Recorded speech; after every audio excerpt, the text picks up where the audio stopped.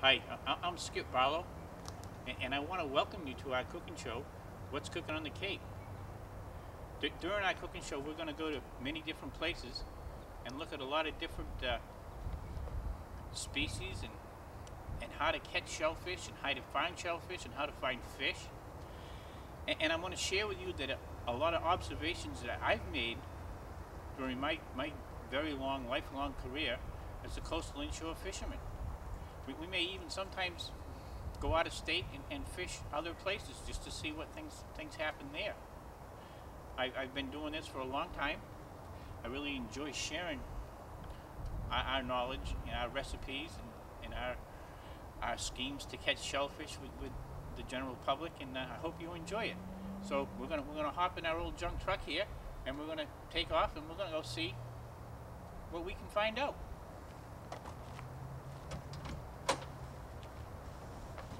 So come on along.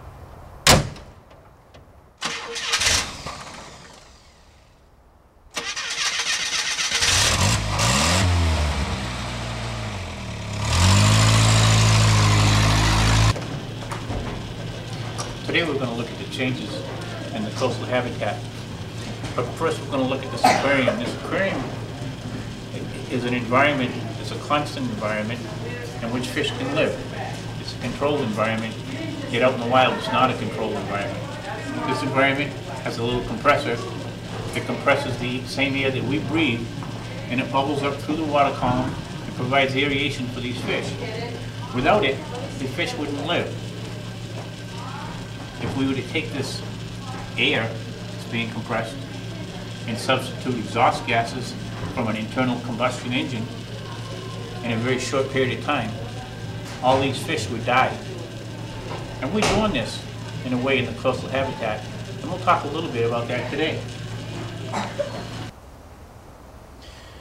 Today we're looking at the aquariums and whatnot, and we're looking at compressed air put into the water. Now, an outboard motor and a lot of inboard motors since the early 1970s compress air, and they exhaust it through the middle of the propeller, and it churns it right into the coastal habitat. At first thought, you'd think, well, this is a compressor, and it's compressing air, and it's putting it into the coastal habitat, and that would be a good thing. But it's not doing that at all.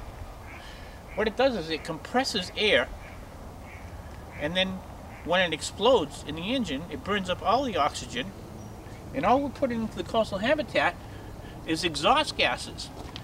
Now, in a bay the size of the bay behind me, if you were to take all the dissolved oxygen out of the water, you would have a few cubic yards of dissolved oxygen, a few cubic yards, not a trailer truck full, but a few cubic yards.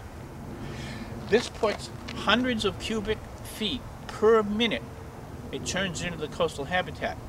And the bigger the motor, or an inboard-outboard type motor, which uses the same type of exhaust, they churn thousands of cubic feet per minute, per hour, into the coastal habitat, displacing dissolved oxygen. This doesn't aerate the water. It does exactly the opposite of what we do in an aquarium when we want fish to live.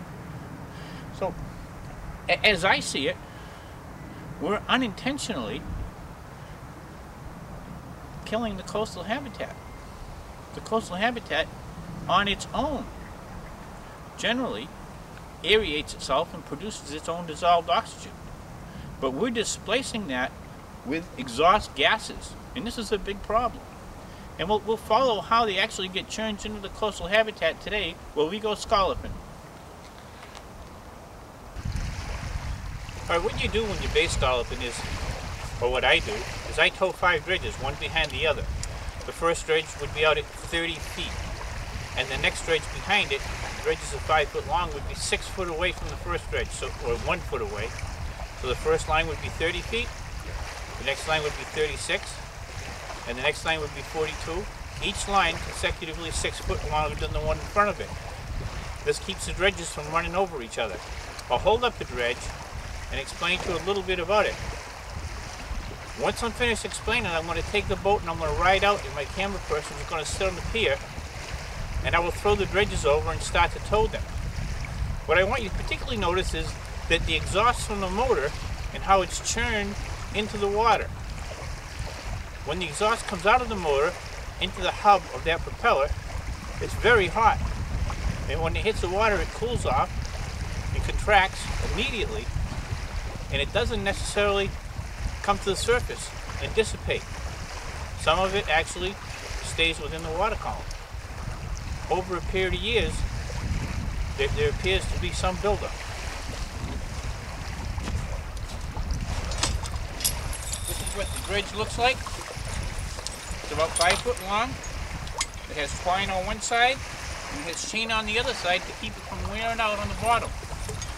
And I'm going to start the motor and go out and make it pull around, and then I'll pick up my camera first, and then we'll haul the dredges back, and maybe we'll have a few scallops to cook.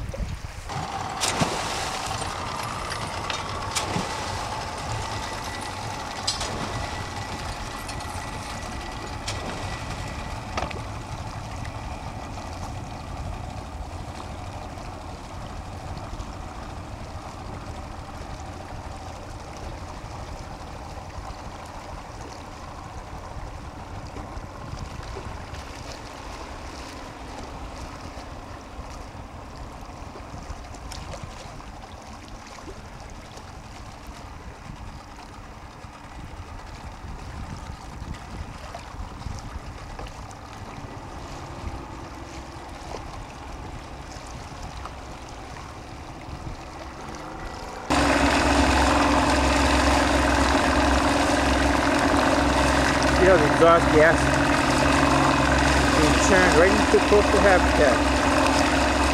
And the amount of smoke coming up is negligible. Okay, now we've finished towing our dredges, and we've tried to tow them in an area where there's a little bit of eelgrass, and hopefully there'll be a few scallops there. But this area has a little eelgrass and has a higher, it has scallops here more often than not. And if you look at the way the dredges are laid out, when I stopped, the ropes lay out in the same order that we threw them, with the longest one being way back and the shortest one being the closest to us. Now I'll pull them in, and as I pull them in, you can see better how they're laid out.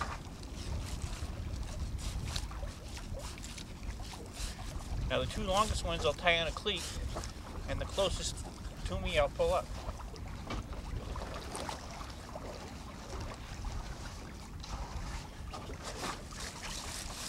I use an electric winch, but when I was younger, I pulled these dredges up by hand, and many people still do.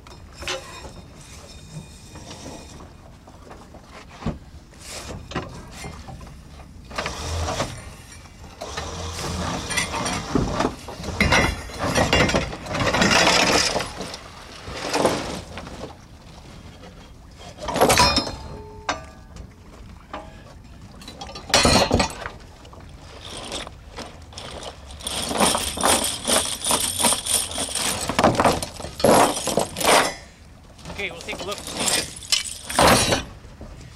There's a quahog with a sweetmeat growing on it. We'll break that off. Throw that overboard. We have a scallop.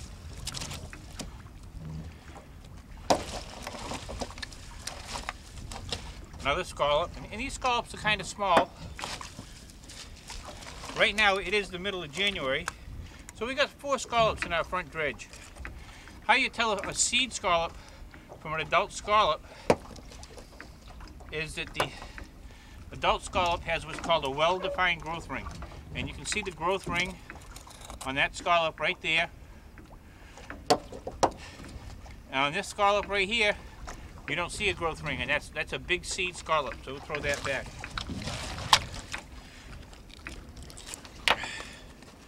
And this here is a mussel. It's another native species to the area. You could steam this in a wine sauce and it would be delicious, but we're not going to take it today.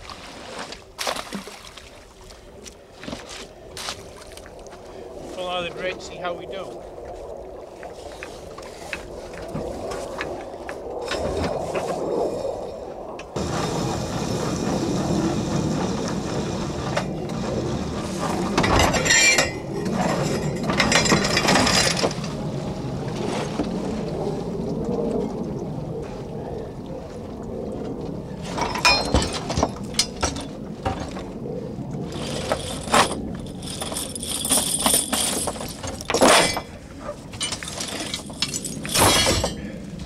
This green grass here is what is known as eelgrass.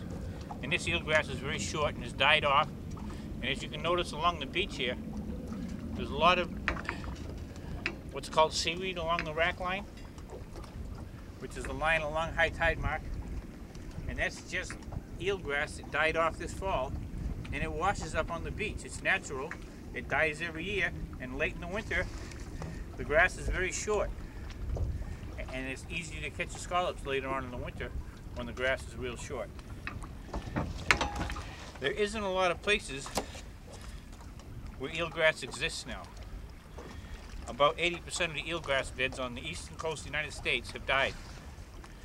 This area here, they said it's a mooring area, but the grass has survived well here. It's a different kind of area. There's a lot of wave action here. Exceptional amount of dissolved oxygen in the water here. And that may be what the scallops like. Scallops grow faster than clams and quahogs and oysters. Scallops' lifespan is only 18 months.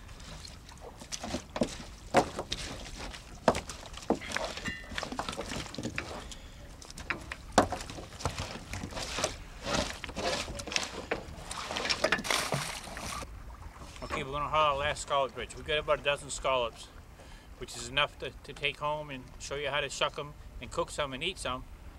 Maybe we'll get a few more in this last dredge.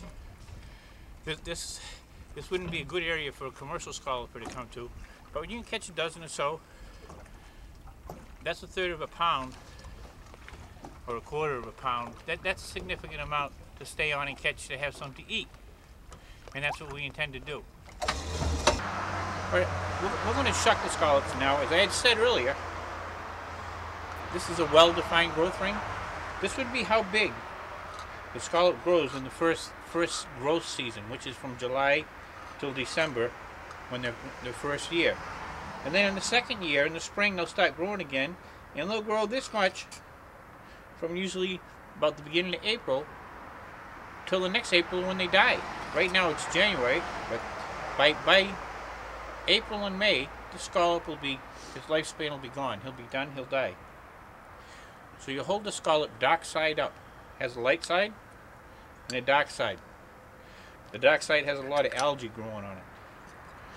Put the knife in and you pry him open, and you'll notice that he wants to close all by himself. When you pry him open, he wants to fight you and close. Well, he just did. So you pry him open, hold him open with your thumb. Notice I've duct taped my thumb. The reason I did that is these shells are really sharp and they'll cut your thumb. And you don't really want to get cut doing this. But duct tape is all you need for a glove. Pry it open, put your thumb in to hold them open, and you can see, I'll hold it real close so you can see, the muscle is attached right there and right there. So right here on this side of the shell and right there on the bottom side of the shell is where the muscle is attached and holds the shell together. The muscle is all we want to eat. So we hold the shell open, we put the knife in, and we cut the muscle loose from the top side of the shell. And it's a nice clean cut. You just take your time. Then you've got all this gurry which surrounds this muscle. I'm calling it, you have all this gurry that surrounds the muscle. You put your knife underneath it, and this black section right here, you're going to put your knife underneath it, put your thumb on top of it to hold it, and peel it right over it, and then snap it right off real quick. Now you have the eye in the shell, and you have all of the entrails hanging on your knife. Then we'll cut it loose, and that's a scallop. Now the entrails here, we're not going to eat these right now, but these are also very edible, and they're considered a delicacy in Europe. Here in the United States we don't eat them. But if you would have bread that up and fry it just like you would a clam or an oyster, it's delicious. And there's no sand in this entrail because it doesn't live in the bottom like a clam. It lives on top of the bottom. And scallops during their life actually swim off the bottom, swim up 4 or 5 feet. And how they swim is they open wide and they fill up with water. Then they jet water out the back of them right here. So when they fill up and close and they squirt the water out, they move this way towards me. You would think they would go the other way, because when the shell closes it would make them go that way, but it works just the opposite. They actually have hydraulics built right into them, and they have the ability to jet water out behind them, and they'll often, in 3 or 4 foot of water, jet themselves all the way to the surface on a coming tide. They particularly like to do that on a coming tide. I'm going to go along now and shuck these for a while, and I'll do it slow so you can watch the process.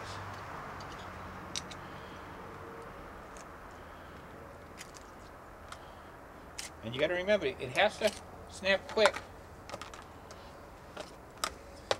And you have to throw your gurry and your shells in one bucket and your scallop in the other.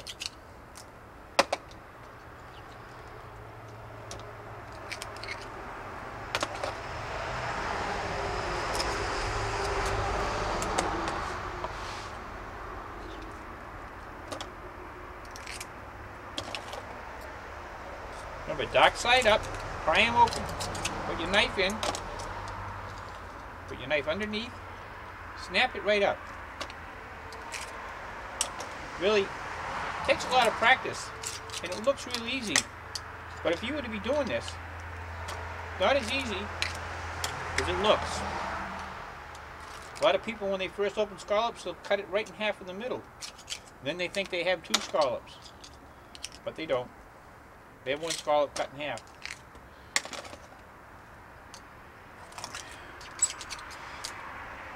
If you were opening these same scallops, say in North Carolina, this same scallop would live upside down.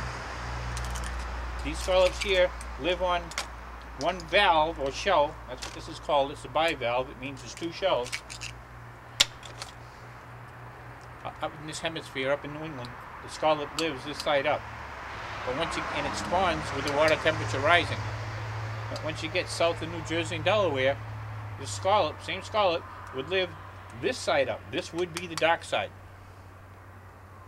And it would spawn with the water temperature falling. It's kind of interesting. So down south you open them with the light side up to have them the same way. But we open them with the dark side up. Okay, we're inside the Bournedale Village Inn right now with Sherry Flynn Busmingo. She's the proprietor here, and she's going to be our host today. She's going to make the casserole out of the scallops that we caught, and she has lobster and fish and crackers, and she's going to explain to us what she's going to do, and then she's going to put it in the oven, and I'm going to get the hell out of her way. So, good luck, Sherry.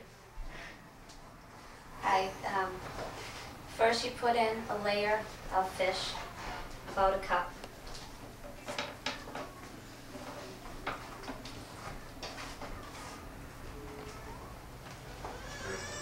Then a layer of Ritz crackers that are crumbled up.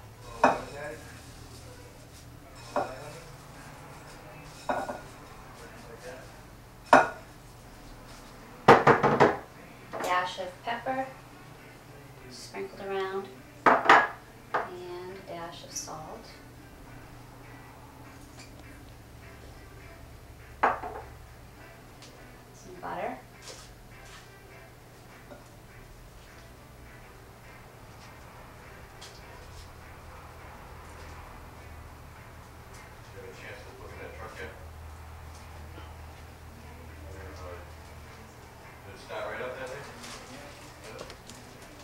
Then a cup of lobster meat.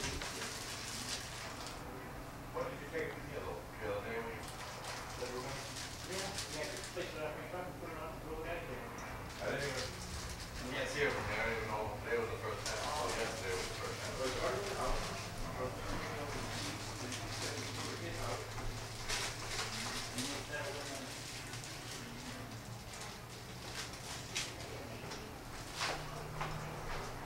And again on top of the lobster meat, some Ritz crackers. Cover it completely.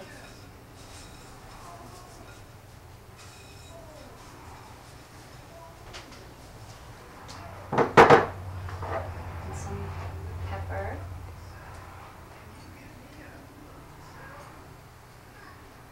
And some salt.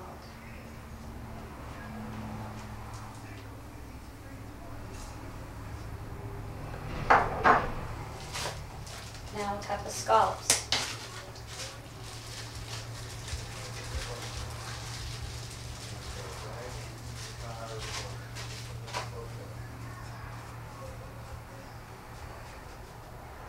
And some more Ritz crackers.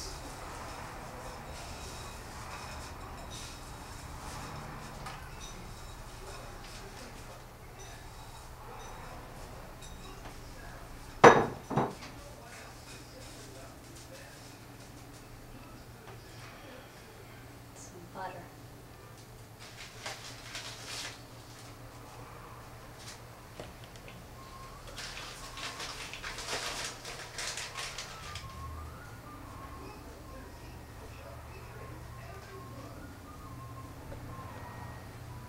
And some pepper.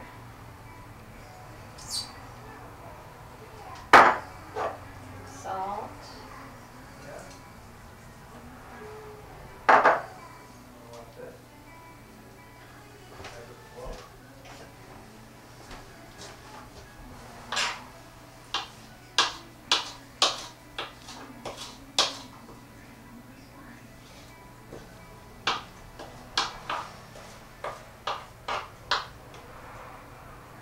Parsley.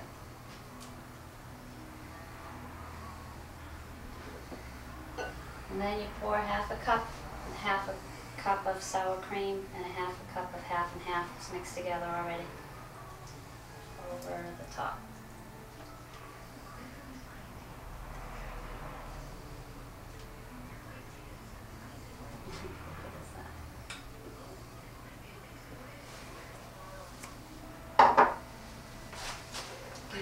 Put it in an oven at Or before you put it in, Sherry, just to go through it one time slower, just so that we can tell the people how we laid it. So first on the bottom you put fish right on the bottom, then Ritz crackers, a layer of Ritz crackers, salt and pepper, pinch, and then a layer of lobster meat, a layer of lobster meat, cut up, chopped up fine, with a layer of Ritz crackers, another layer of Ritz crackers, pinch of salt, pinch of pepper, go ahead, butter, and then a the couple, last layer of scallops. yeah, a couple of those fresh bay scallops that we just caught on top, and then more crackers, salt and pepper, parsley. then a layer of butter, and the sour cream and milk mixed together. Half and half. Half and half. Sour cream and half mixed together. Half a cup of each mixed to make a cup. And then again, butter on top. And you're going to put it in the oven for 375 for 45 minutes. 375, 45 minutes. I'm only saying it loud. Oh. And so she'll put it in and we'll see what it looks like in 45 minutes.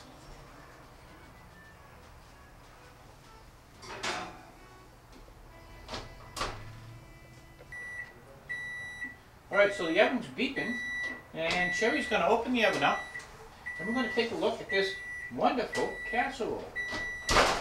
Oh wow, that is beautiful. So Sherry, how long did we have it on and what temperature? 45 minutes, 375. 45 minutes at 375, and it smells delicious. And if you want to make it pretty, you just put a little sprig of parsley on there. Oh, that's And wonderful. Would you mind dishing some out so we could, you know, I know it's really hot. Do you want me to hold the bowl?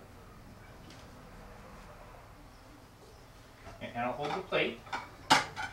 And, ooh, man. I can see the scallops from here. Oh, this is wonderful. You want to put a little parsley on top of that? Gotcha.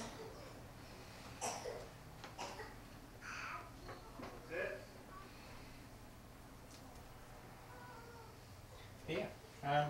I'm going to let you see it close up in the camera, and then we're going to have Sherry eat some. Isn't this beautiful? That's a lovely casserole, little fish, little scallops, little lobster. You could put some hollandaise sauce on there if you'd like. Yeah. Drizzle some hollandaise sauce on it, if you'd like. I don't like hollandaise sauce. And I'm gonna let Sherry try some. Only because she worked so hard cooking it.